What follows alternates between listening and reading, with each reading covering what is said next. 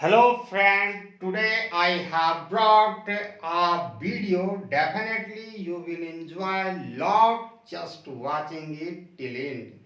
And content of today my video is properties of Wallacian demand function. Okay, it is also called ordinary demand function, Marshallian demand function and uncompensative demand function. It is a frequently asked IGNOU MA Economics first year course code MEC 101. Title of course is Macroeconomics Analysis. ठीक है, तो today जो video को हम start करने से पहले कुछ बेसिक इंफॉर्मेशन मैं देना चाहता हूँ जो बहुत ही इम्पोर्टेंट है for understanding of present topic that is the property of Walrasian demand function. तो मैंने इसमें दो यूटिलिटी फंक्शन लिया। I have taken two utility function. First utility function and derivation हम किए हैं इसका जो x और y यहाँ पर दो वार्नसियन डिमांड फंक्शन है which is the function of price and income only. ठीक है, price on price and income ये ऐसा कॉमोडिटी दोनों है जिसका क्वांटिटी डिमांडेड डिपेंड करता है only its on price and income.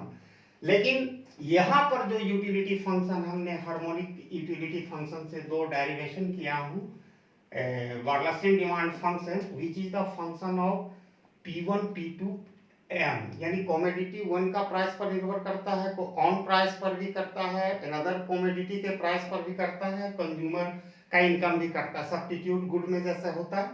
ठीक है, तो ये मैं लिया हूं। आप बोलिएगा कि इसका डेरिवेशन कैसे आपने निकाला है, तो इसका लिंक अवेलेबल रहेगा इस वीडियो के डिस्क्रिप्शन में। ठीक है, इससे पहले ही मैंने इसका वीडियो बनाया हूं और इसका भी आप देखना चाहोगे तो इसका भी लिंक अवेलेबल मैं करा दूंगा। अब now start property of Walrasian demand function. तो मेजर थ्री प्रॉपर्टी है, तो वन बाय वन मैं एग्जामिन करूंगा इसमें। ठीक है, तो फर्स्ट फॉर प्रॉपर्टी है Walrasian demand function are homogeneous function of degree zero in all prices and income. ठीक है, आप यहां लिखना Walrasian demand function are function ठीक है, Walrasian demand function are homogeneous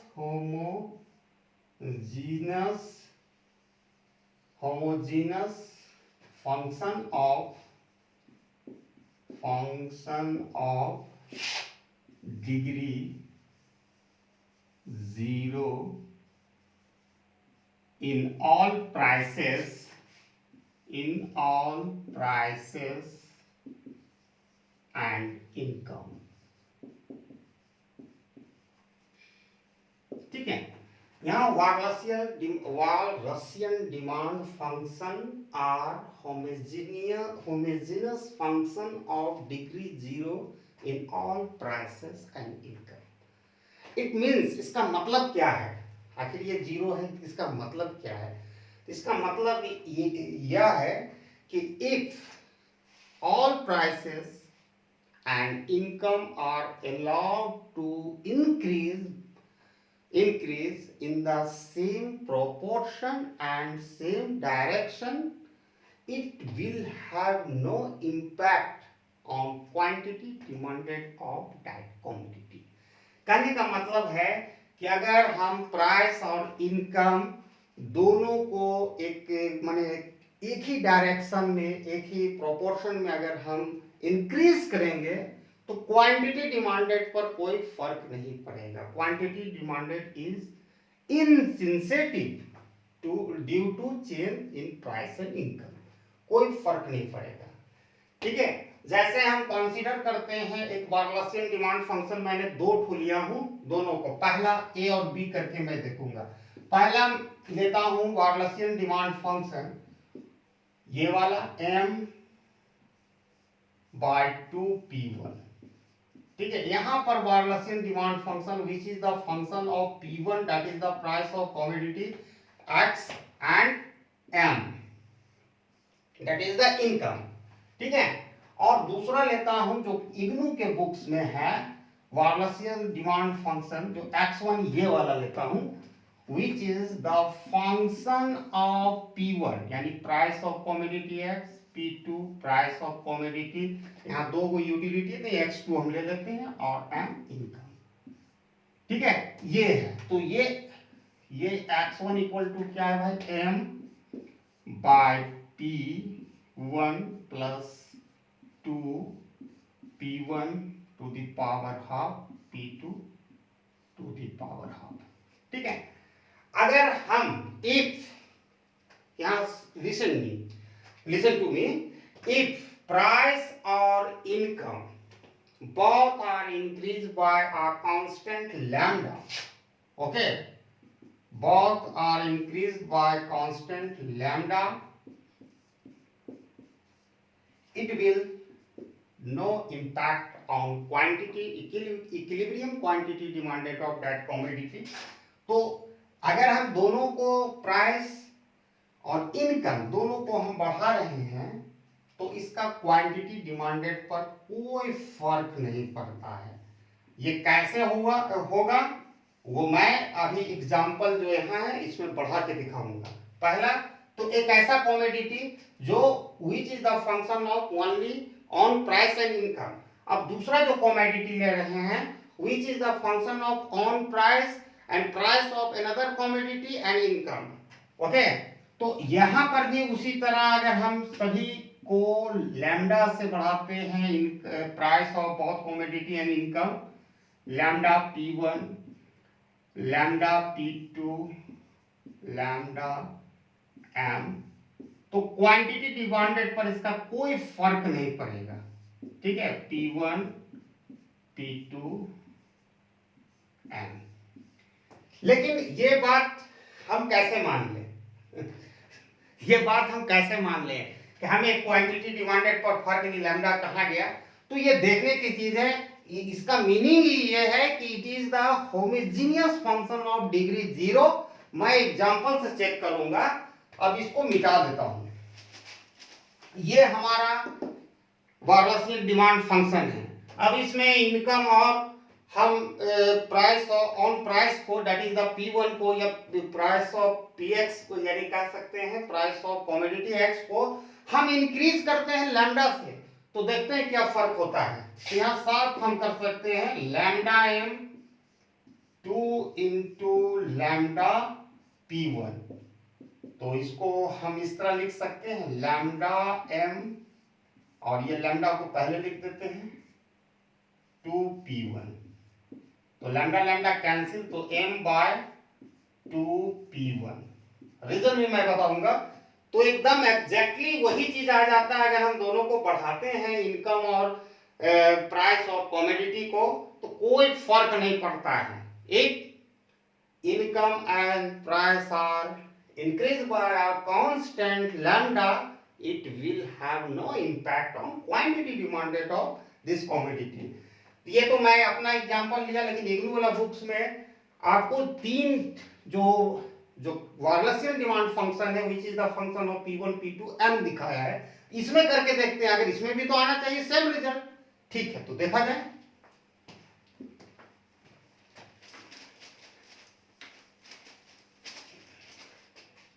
ठीक है, तो इसमें हम करते हैं हमारा जो डिमांड फंक्शन है x1 equal to m by P1 2P1 to the power half P2 to the power half. आपको परीक्षा में वो छोटा वाला ले लीजिएगा, इसको करके दिखाइएगा, उसको करके दिखाइएगा। मैं यहाँ समझाने के लिए वीडियो इनलार्ज भी होगा तो कोई प्रॉब्लम नहीं, ताकि so that everybody can get it whatever I am telling in this video. तो यहाँ सारा चीज if P1 P2 M are increased by a constant lambda, तो M lambda M, यहाँ क्या हो जाएगा लैम्डा P1 प्लस 2। ठीक है, ये अंदर में चला जाएगा तो लैम्डा भी पावर हाफ हो जाएगा, lambda P1 whole power 1/2, similarly lambda P2 whole power 1/2। अब यहाँ क्या है, इंटरेस्टिंग करना है क्या कि आपको ये ब्रैकेट को ब्रेक करना है। ठीक है, तो लैम्डा m ऊपर तो एज इट इज रहेगा, यहाँ पर क्या हो जाएगा lambda P1 plus 2 lambda to the power half, हम तोड़ दिए तो दोनों का पावर अब हाफ हो जाएगा, lambda to the power half P2 to the power half. ठीक है, अब यहां पर क्या करना है कि थोड़ा अरेंज करके इसको हम लिखते हैं, lambda m by lambda P1, ये तो जैसे है वैसे लिखे। अब यहाँ क्या लैम्डा दोनों को आगे लिख देते हैं, ठीक है, प्लस का साइन मार लेते हैं जैसा दिया गया है, दोनों लैम्डा को आगे लिखते हैं, lambda to the power half into lambda to the power half, उसके बाद क्या 2 P1 to the power half P2 to the power half. ठीक है, अब यहां आप देखो कि ये lambda to the power half और lambda into lambda to the power half, as law of indexes में आपने पढ़ा था कि जब having same base power is added, तो हाफ और हाफ जोड़ेंगे तो 1 होगा। तो यहाँ डायरेक्ट हम ये लिख सकते हैं m lambda m by lambda P1, ठीक है, प्लस ओनली लैम्डा नाउ, ये दोनों लैम्डा बन जाएगा, जुड़ जाएगा, पावर तो 1 होगा, और 1 पावर लिखने की जरूरत, हिडन पावर होता है किसी भी नंबर का, and 2 times P1 to the power half into P2 to the power half. अब यहाँ हम लैम्डा कॉमन ले लेते हैं, तो लैम्डा m बाय लैम्डा यहाँ कॉमन ले लिए तो P1 plus 2 P1 to the power half P2 to the power half. ठीक है, ये लैम्डा लैम्डा कैंसिल हो गया, तो क्या मैं वही चीज नहीं आ गया, यहाँ overall we are left with m by P1 plus 2 P1 to the power half P2 to the power half. ठीक है, ये अब तो ये चीज हम लोगों को साबित हो गया कि अगर हम प्राइस इनकम या तीनों चीज का फंक्शन रहे, प्राइस और इनकम, जैसे P1 P2 M, अगर हम किसी कांस्टेंट से इंक्रीज करते हैं तो क्वांटिटी डिमांडेड पर कोई फर्क नहीं पड़ता है। ये क्लियर हो गया, इतना तो क्लियर हो गया, जो बुक्स में दिया गया है तो बस इसी तरह दे दिया गया कि कोई फर्क नहीं पड़ता, लेकिन वो तो एडवांस नॉलेज के लिए नहीं, बच्चे लोग ये जानना की कोशिश करें कि अगर हम एक्चुअल क्वांटिटी डिमांडेड लेकर हम वो काम करें तो हमको दिखना चाहिए, लेकिन इसका रीजन क्या है तो उस पर भी हम लोग अभी डिस्कस करेंगे। तो रीजन वेरी सिंपल है, आपने 11-12 के किताब में भी ये रीजन पढ़ा होगा, या आप ग्रेजुएशन कर रहे होंगे तो उस समय भी रीजन इसका बहुत ही स्पष्ट है, और आपको रिकॉल नहीं हो रहा है, अभी तुरंत रिकॉल हो जाएगा। ठीक है, तो अब इसका रीजन पर आ रहे हैं। देखिए, the basic reason being that, okay, x is the function of P1 P2 M, ठीक है, all prices and income, ठीक है, जो रीजन है income are changed by a constant, it will leave no impact on quantity demanded of commodity, any commodity x1 x2। तो इसका reason very simple है कि आपको marginal rate of substitution of x for y याद होगा, ठीक है, ये याद होगा। तो ये क्या होता है, ratio of price of commodity, कोई दिक्कत नहीं। उसी तरह according to indifference curve analysis, ठीक है, और according to utility analysis, marginal utility of commodity 1 marginal utility of commodity 2 is ratio of their price. ठीक है, अब ये देखो दोनों रेशियो ऑफ देयर प्राइस है, तो इसको इस तरह से लिखने में कोई हर्ज है क्या, मार्जिनल रेट MRS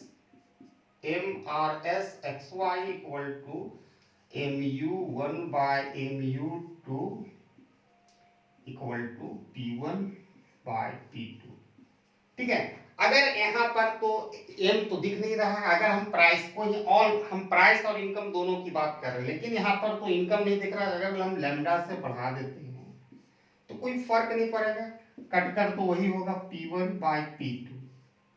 ठीक है, तो ये कहना है कि स्लोप ऑफ इंडिफरेंस कर्व, ठीक है, is given by this equations MRS XY।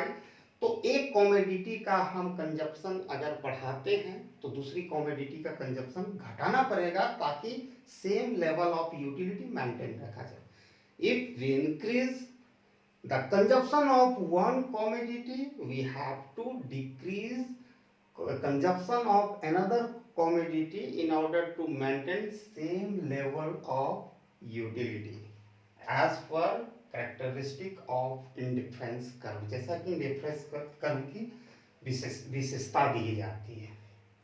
तो slope of indifference curve जो होता है at the initial point of equilibrium में कोई फर्क नहीं पड़ता है। उसी तरह slope of budget line at the initial point of equilibrium is given by P1 by P2। तो इसमें भी हम अगर लैम्डा पढ़ाएंगे तो कोई फर्क नहीं पड़ेगा स्लोप में। तो ये दोनों से बात क्लियर हो जाता है कि जो हमारा रीजन इज वेरी ऑब्वियस है कि क्वांटिटी डिमांडेड फॉर कोई फर्क नहीं पड़ता है इफ इनकम और प्राइस को हम इंक्रीज करते हैं। ठीक है, quantity demanded of a commodity unchange when price and income are increase, even though price and income are increase by a constant.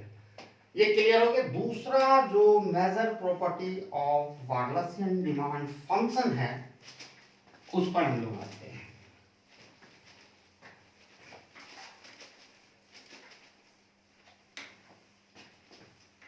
वो भी homogeneous function of degree 0 in all prices and income से आता है।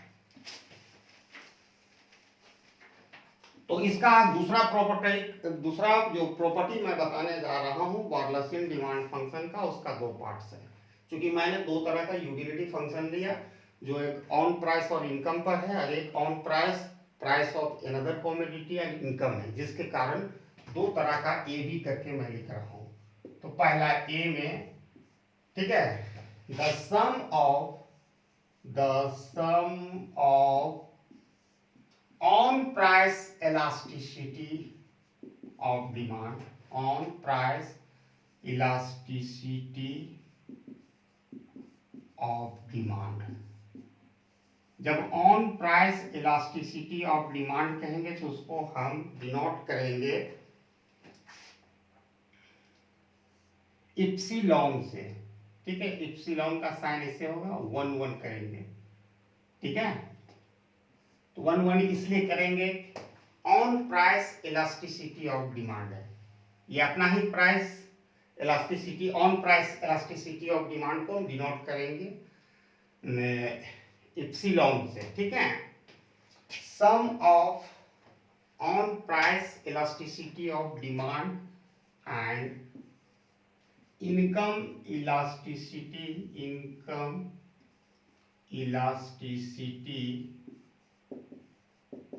Of demand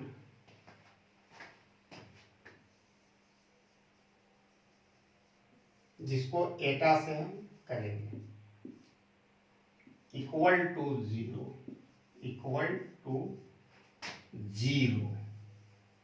ये कब होगा equal to zero? जब हमारा डिमांड फंक्शन जो हमारा Walrasian demand function which is the function of own price and income होगा, P1 और M होगा, तब हमारा own price elasticity of demand and income elasticity of demand equal to zero. पहला पार्ट हो गया। दूसरा जो पार्ट है द सम ऑफ, ये इस तरह भी हम इसको लिख सकते हैं, epsilon 11 plus eta 1, epsilon 11 own price elasticity of demand, eta 1 equal to income elasticity of demand equal to zero. ये कैसे होगा मैं प्रूफ करूंगा। इससे पहले हम जो प्रॉपर्टी है उसको लिखने दीजिए थियोरेटिकल।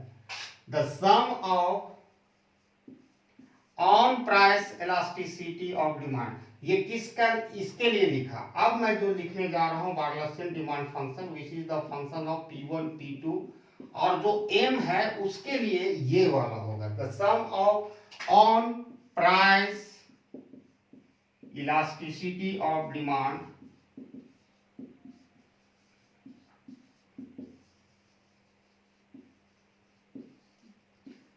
इप्सिलॉन 1 ठीक है।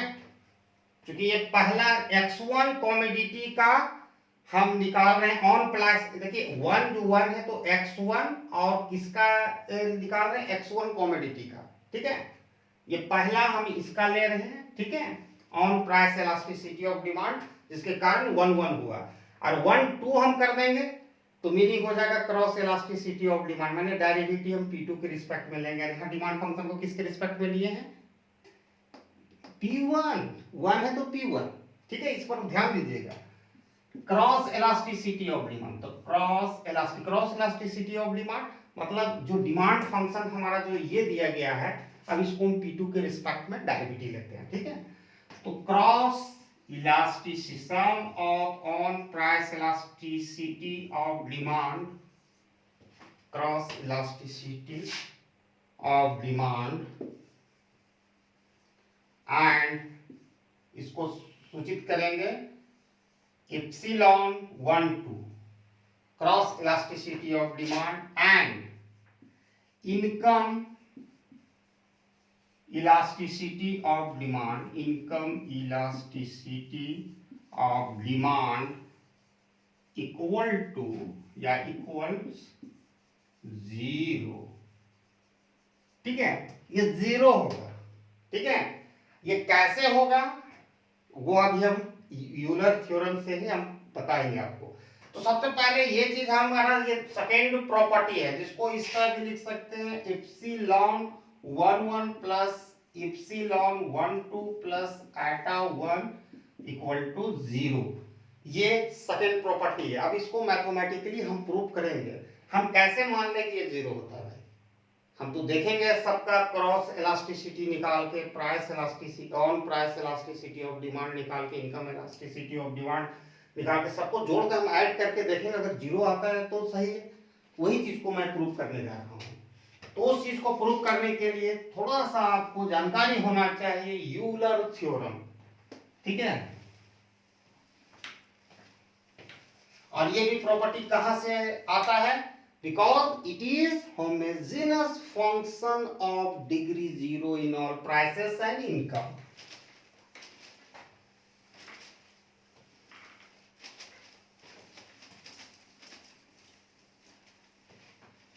तो यूलर थ्योरम में थोड़ा सा जानकारी आपको होना चाहिए। अब इसको प्रूफ करेंगे, मैं एक एक चीज प्रूफ होगा, ठीक है। यूलर थ्योरम, अब ये होता क्या है, ठीक है, आप लिख सकते हैं इस तरह अगर नोट्स बनाओगे, since it is a homogeneous function of degree 0 in all prices and income we can use Euler theorem. Suppose that z is the function of xy, ठीक है, z is the function of xy, x और y का function है, ठीक है। तो Euler according to Euler theorem, तो जो आपका इसका डेरिवेटिव 2 बार निकालना पड़ेगा, पार्शियल डेरिवेटिव, एक बार x के रिस्पेक्ट में, एक बार y के रिस्पेक्ट में। तो ये यूलर थ्योरम होता क्या है actually, x times delta z by delta x plus y time partial derivative of z with respect to y equal to mz। अब यहाँ कैसे हुआ कुछ नहीं करना है, पहले जिसके रिस्पेक्ट में आप डेरिवेटिव लोगे पार्शियल, उससे मल्टीप्लाई कर देना, फिर इसके रिस्पेक्ट में लिए, तो ये दोनों करेंगे तो ये आएगा nz। इसका मतलब है कि given function is of degree n, ये डिग्री n है। लेकिन यहाँ माना गया है कि ये चीज कहता है हमारा Walrasian demand function are homogeneous function of degree 0, यानी n का वैल्यू 0 होगा in all prices and income. लेकिन हम कैसे मान लें, आई डोंट बिलीव इट।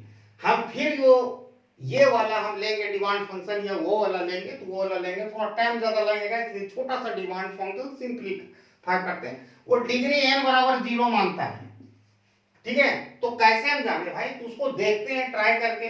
हम इस तरह यूलर थ्योरम में करेंगे तो शायद 0 आ जाएगा, तब हम आगे बढ़ेंगे कि own price elasticity of demand and income, sum of own price elasticity of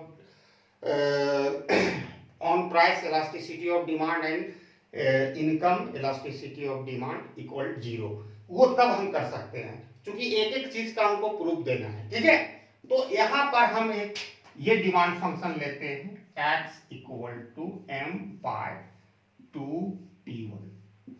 अब इसको क्या करना पड़ेगा, देखिए यहाँ पर हमारा जो x है which is the function of क्या है भाई, m और p1 है, यानी इनकम और प्राइस ऑफ कमोडिटी, ठीक है। तो इस हिसाब से यूलर थ्योरम के अनुसार क्या होना चाहिए, पहला p1 partial derivative of x, तो p1 के रिस्पेक्ट में लेंगे क्योंकि p1 से मल्टीप्लाई करेंगे, नाउ अब m से मल्टीप्लाई करेंगे तो किसके रिस्पेक्ट में हम डेरिवेटिव लेंगे x का, m के रिस्पेक्ट में, ठीक है। इक्वल टू 0 आना चाहिए, ये हमारा 0 आना चाहिए। अब ये चीज इसका डेरिवेटिव हमको सबसे पहले निकालना पड़ेगा, तो ये जो हमारा x equal to m by 2p1 है, ये हमारा डिमांड फंक्शन है, इसको इस तरह भी तो लिख सकते हैं m बाय 2, अब इसको ऊपर भेज देते हैं p1 को, तो p टू दी पावर -1 हो जाएगा, जैसा कि लॉ ऑफ इंडिसेस में। ऐसा इसलिए किए कि it become ready for derivative, हमको डेरिवेटिव तो लेना पड़ेगा ना, यहाँ दिखाना है, यहाँ तो लिख देने से काम नहीं चलेगा ना। तो आप देखो, अब इसको x का डेरिवेटिव अगर हम p1 के रिस्पेक्ट में निकालते हैं तो क्या आएगा वो देख लेते हैं। तो ये -1 फर्स्ट में आ जाएगा, m अपना जगह पर रहेगा और p1 इसमें एक माइनस, माने 1 -1 होगा तो -1 ऑलरेडी है तो -2 हो जाएगा बाय 2। ये हो गया, इस चीज को हम इस तरह से लिख सकते हैं -m और ये नीचे चला जाएगा तो 2p1 स्क्वायर हो जाएगा, ये प्लस पावर हो जाएगा, ये इसका वैल्यू हम लोगों ने निकाल लिया। अब इसी तरह इस फंक्शन का हम x का डेरिवेटिव m के रिस्पेक्ट में निकाल रहे हैं, तो ये फंक्शन तो बहुत आसान है, x equal to m by 2p1, ठीक है। यही फंक्शन है, हम इस रिस्पेक्ट में, चूंकि m ऊपर है हमको डेरिवेटिव लेने में कोई प्रॉब्लम नहीं है, तो 1 बाय 2p1। अब इसको क्या मल्टीप्लाई करना है, हम यहाँ दोनों का तो वैल्यू निकाल लिए हैं, ठीक है। ये हमारा इसका वैल्यू है, इसका वैल्यू यहाँ निकला हुआ है, देखिए सिंप्लीफाई करके, अब ये इसका डायरेक्ट यहाँ पर हम निकाल लिए। तो अब तक हमको ये दिखाना है कि दोनों का वैल्यू मिलकर 0 होता है कि नहीं। तो मैं यहाँ यूलर थ्योरम को मिटाता हूँ थोड़ा स्पेस बनाने के लिए। तो हमारा क्या है, p1 times delta x by delta p1 plus m times delta x by delta m equal to 0। बोलिएगा ये कहाँ से लिखे भाई, यही चीज को लिखे, मेरे पास जगह नहीं था, हम ये चीज को कर रहे हैं। अब यहाँ p1 हो गया, अब इसका डेरिवेटिव निकालें तो क्या वैल्यू आया, -m by 2p1 square plus m, और इसका डेरिवेटिव निकालें यहाँ 1 बाय 2p1, यही आया। अब यहाँ देखो आसानी से देखो, p1 यहाँ 2 है तो एक कैंसिल हो जाएगा, तो यहाँ p1 बचा, ठीक है। इक्वल टू हमको 0 लाना है भाई, तो यहाँ पर मल्टीप्लाई करेंगे तो -m बचा ऊपर, नीचे बचा 2p1, यही बचा यहाँ पर प्लस m बाय 2p1। अब ये दोनों घट प्लस माइनस कैंसिल हो जाएगा, तो ये तो 0 वैल्यू आ गया। तो इट इज ए क्लियर, एकदम ये क्लियर हो गया कि क्या क्लियर हो गया कि Walrasian demand function are homogeneous of degree 0 in all prices and income. तो अब हम ये यूलर थ्योरम को आगे यूज कर सकते हैं on to find out the sum of own price elasticity of demand and income elasticity of demand करने के लिए, ठीक है। तो यहाँ का जो यूलर थ्योरम है, अगर हम इसको डिवाइड कर दे दोनों साइड किससे, एक्स से, that is the quantity demanded से, ठीक है, dividing of both side by x, ठीक है। अब एक्स से कर दो तो यहां पर क्या होगा, P1 by x dx by d P1 और plus m by x delta x by delta m equal to 0, ठीक है। ये तो यूलर थ्योरम के अनुसार था 0। अब इसको कर दिए तो यहाँ साफ है कि इसका ये किसका फार्मूला है, on price elasticity of demand, जिसको इप्सिलॉन वो सॉरी इप्सिलॉन 11 प्लस एटा 1, ये इप्सिलॉन इसको कहते हैं इप्सिलॉन, ठीक है, इस साइन को कहते हैं, ठीक है। तो ये दोनों का सम इक्वल टू 0 हो गया, तो ये प्रूफ हो गया। मैं इस एग्जांपल से भी दोनों को सम करके दिखाऊंगा, उससे पहले जो x is the function of P1 P2 m को भी करके हमको डेरिवेशन करना है, जिसमें sum of own price elasticity of demand, cross elasticity of demand and income elasticity of demand equal 0, वो करके दिखाते हैं। तो ये तो हमें मालूम चल चुका है, वी गॉट टू नो कि Walrasian demand function are homogeneous function of degree 0 in all prices and income.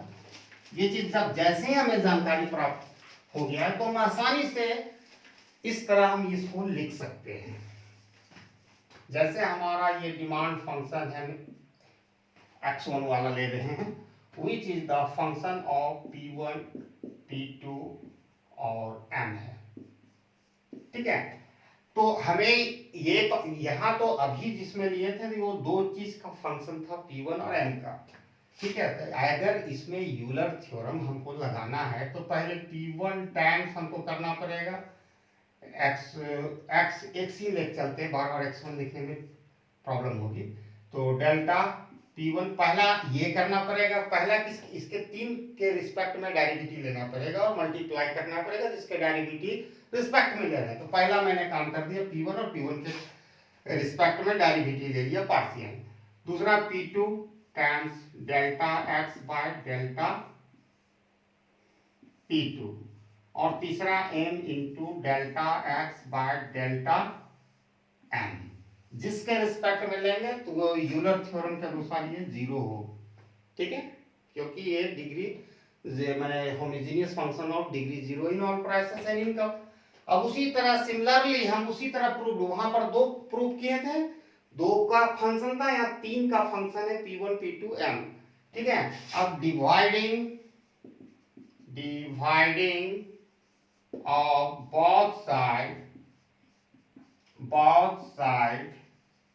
Bye x से फिर कर लेंगे, x को हम डिवाइड करेंगे दोनों साइड, इधर करेंगे तो 0 होगा, 0 बाय x 0, तो इधर ही हमारा जो काम होगा। तो P1 by x delta x by delta P1 plus P2 by x delta x by delta P2 plus m by x delta x by delta m equal to 0, चूंकि it is a homogeneous function of degree 0 in all prices and income. मैंने ये दिखाया है ये कैसे है, तो n degree 0 degree है, तो मैंने दिखा चुका हूँ, यहाँ 3 का रिस्पेक्ट में है।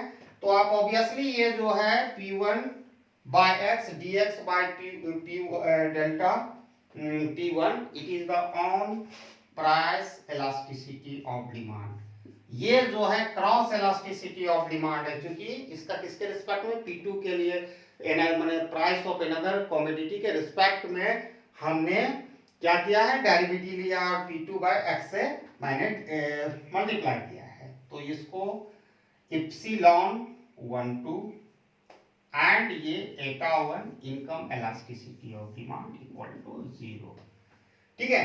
तो ये तो बहुत बड़ा हो जाएगा, वो वाला हम फंक्शन लेंगे, एक छोटा सा फंक्शन लेके हमको ये दिखाना है कि own price elasticity of demand plus income elasticity of demand दोनों को जोड़ते हैं तो जीरो होता है कि नहीं, ये चीज हम प्रूव करेंगे। अगर वो हम करने लगेंगे थोड़ा सा बहुत ज्यादा इनलार्ज वीडियो हो जाएगा, ठीक है। तो वीडियो को थोड़ा सा शॉर्ट करने के लिए आपके लिए होमवर्क है, आप कीजिएगा, नहीं हो पाएगा तो आप मुझे कमेंट कीजिएगा, व्हाट्सएप पर संपर्क कीजिएगा, मैं करके दिखाऊंगा, ठीक है। अब यहाँ पर बात उठ रही है कि दोनों को जोड़ते हैं, एक एग्जाम्पल तो देना जरूरी है, बिना इक्वेशन और सम का क्लियर नहीं होगा ये। तो फार्मूला भी हम लोग जानते हैं कि क्या है, on price elasticity of demand and income. तो वही वाला हम लेते हैं जो छोटा वाला है, which is the function of price and income वाला। तो एक डिमांड फंक्शन तुरंत वार्गलस डिमांड फंक्शन आप रेडीमेड उठा लीजिए यहाँ से, x equal to m by 2 p1, ठीक है। तो own price elasticity of demand का फॉर्मूला भी जानना पड़ेगा ना। तो हमारा क्या होगा कि delta x by delta p1, ऐसा कर देना, पहला डेरिवेटिव लेना, फिर ये जिसके रिस्पेक्ट में वो ऊपर चला जाएगा और x, ठीक है, ये आना चाहिए। तो आप यहाँ देखो थोड़ा सा काम करना पड़ेगा, इसको हम उसी तरह लिख सकते हैं m p1 to the power -1 by 2, कोई दिक्कत नहीं, p को ऊपर से कर देंगे फॉर डेरिवेटिव के लिए।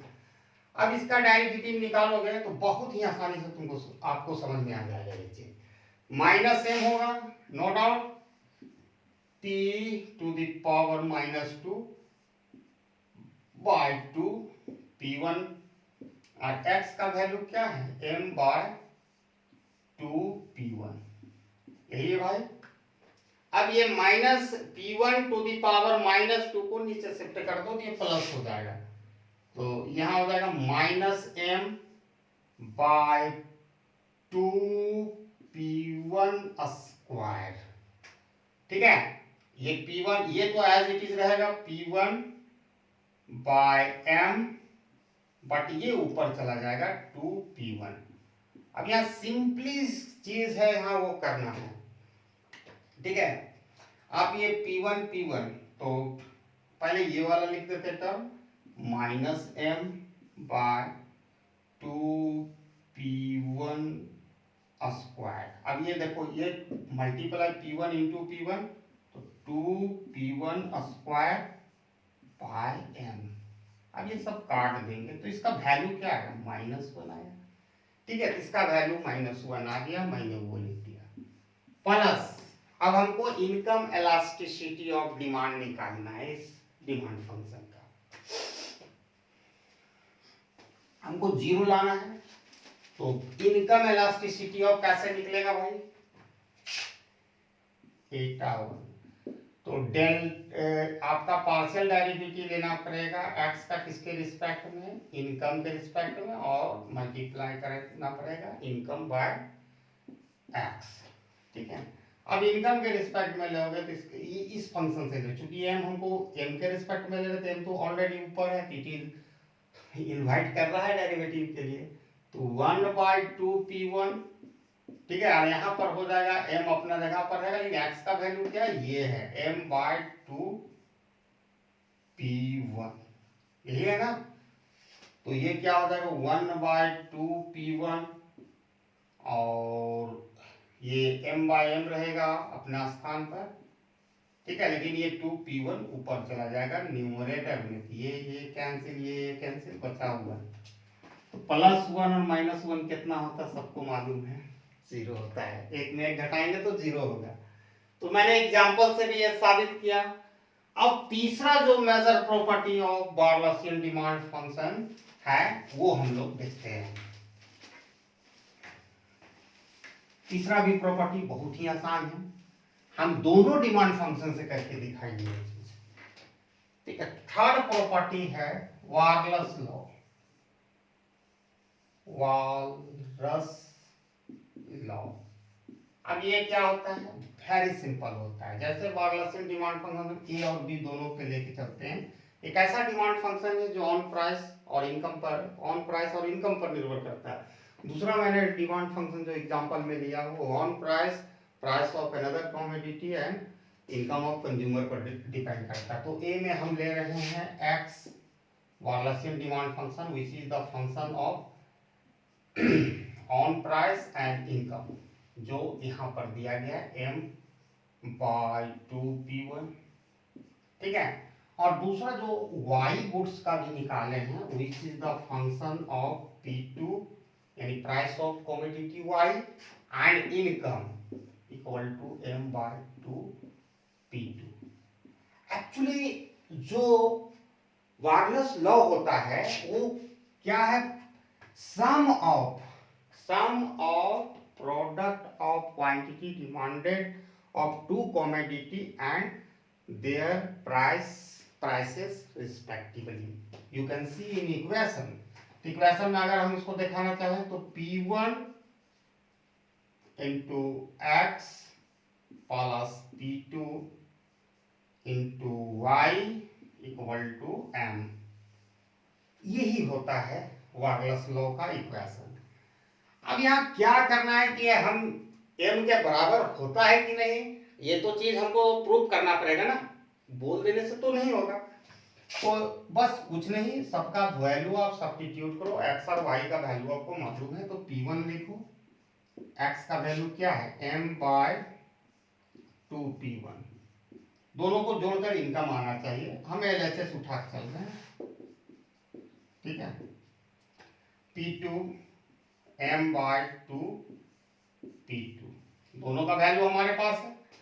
अब यहाँ देखिए P1 कैंसिल, P2 कैंसिल, तो बचा क्या m/2 प्लस m/2, दोनों का बेस सेम है तो 2 ही एलसीएम होगा और m प्लस m हो जाएगा, दोनों को जोड़ेंगे तो 2m/2 कट जाएगा तो m होगा। बात एकदम सही, m के बराबर है क्योंकि दोनों फंक्शन है ऑन प्राइस एंड इनकम का, ठीक है। और इग्नू के जो बुक्स में दिया है उससे भी साबित करेंगे हम, एक दोनों डिमांड फंक्शन को लेकर चल सकते हैं, कोई दिक्कत नहीं, आप इतना ही करना है। लेकिन मैं वीडियो इनलार्ज करने का मुख्य मकसद है कि पूरा आपको हम कंप्लीट इंफॉर्मेशन दें ताकि वार्नरसियन डिमांड फंक्शन का कोई भी ऐसा पॉइंट ना हो जिसे आप ना समझते हो।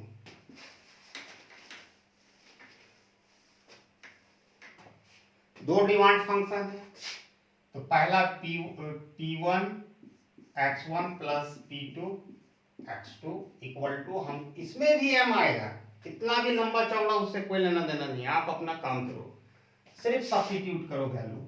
यहाँ P1, ठीक है, आ गया, P1 से मल्टीप्लाई करेंगे x1 को, तो x1 क्या है भाई,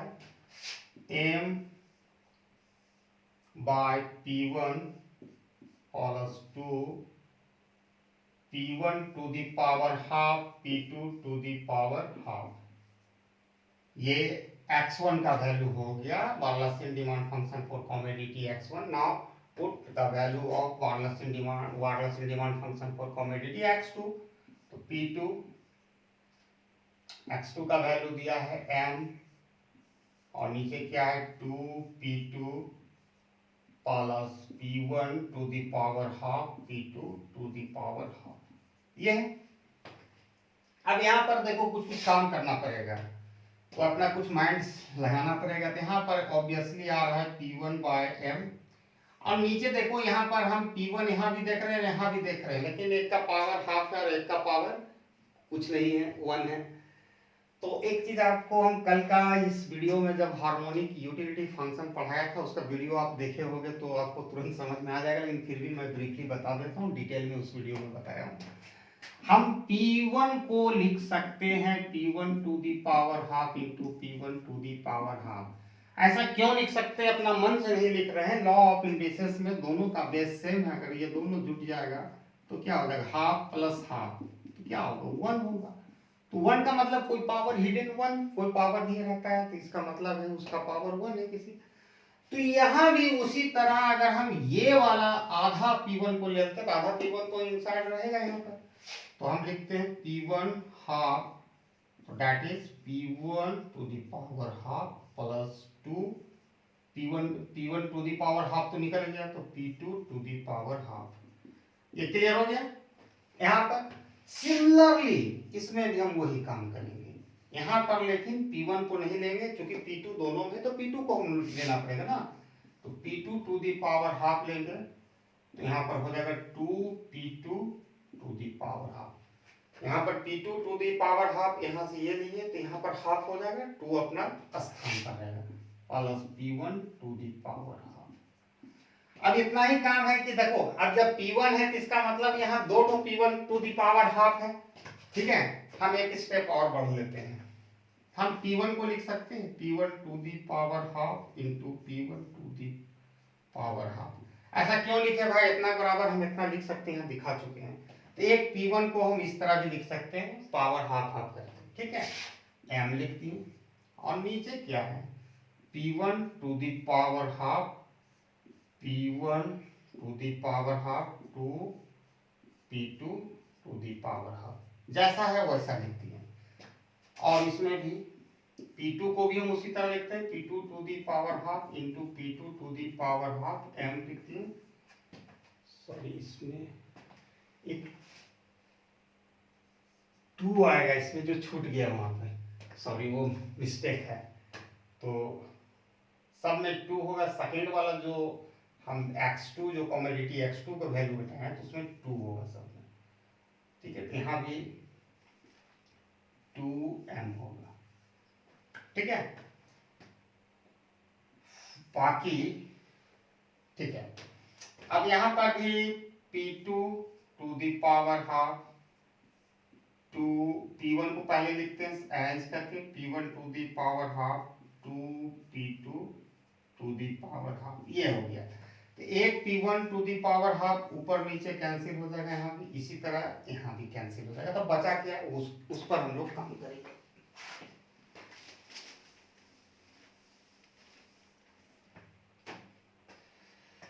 तो यहाँ तक हम लोगों ने लाया.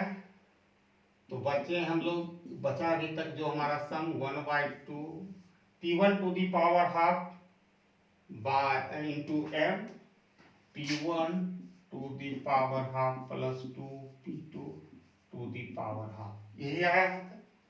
इसमें बचा P2 to the power half into m, 2m. तो पहले 2m को लिख लेते हैं, 2m P2 to the power half. ठीक है, और बटा P1 to the power half into plus 2P2 to the power half. अब यहाँ पर क्या है कि ये नीचे वाला आप देख रहे हो कि सेम आ गया है, तो इसको एलसीएम लेंगे तो सेम ही रहेगा, क्योंकि दोनों यहाँ पर मान लो 2 है, यहाँ पर भी 2 है, दोनों का एलसीएम क्या होता है, 2 ही होता है. तो उसी तरह एक ये वाला हम लिख देंगे P1 to the power half plus 2P2 to the power half. ठीक है, तो ये ऊपर वाला जुट जाएगा P1 to the power half m plus 2m P2 to the power half.